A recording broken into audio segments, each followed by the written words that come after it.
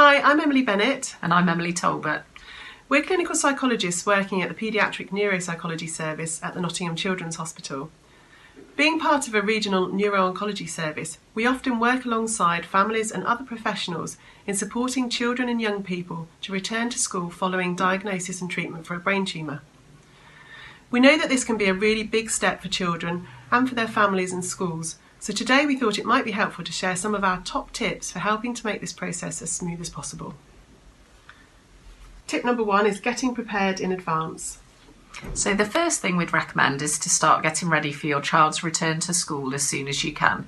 Ideally, this will give you the opportunity to meet with teachers and have a plan in place, so everyone feels more confident and assured about the process. This should include knowing what days and times your child will be planning to attend. It can be really helpful to invite teachers to any planning meetings with hospital staff to help them understand your child's journey since their diagnosis and any new needs that they may have on returning to school. If your child is likely to need any additional support at school that requires extra funding or an application for an education, health and care plan, it's useful to get this process started with the school before your child goes back.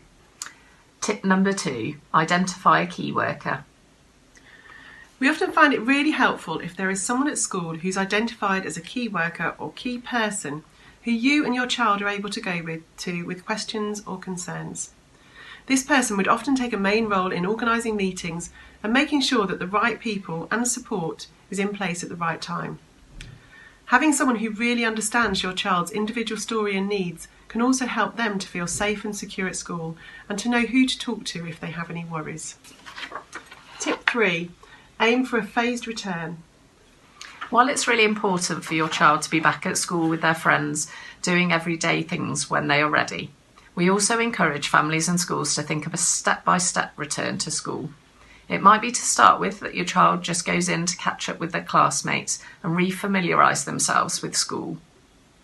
Having time to socialise and reconnect with friends is just as valuable as getting back to learning.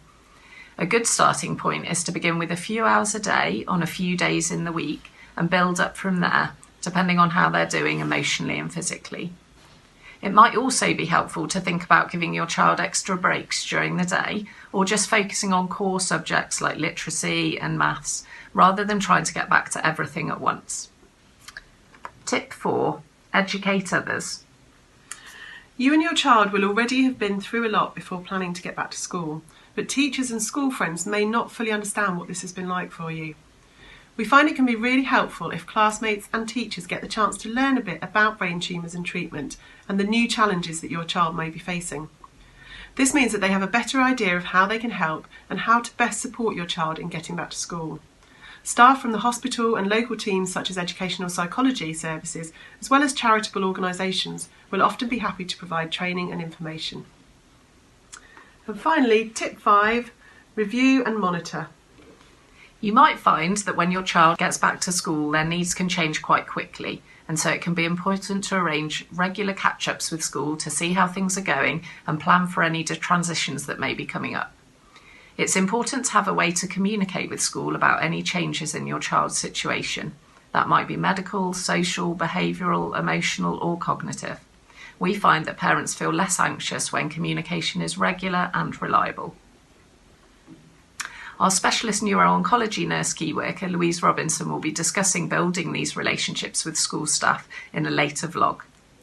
That's all from us now, but don't forget to get in touch with the people supporting your child when planning their return to school.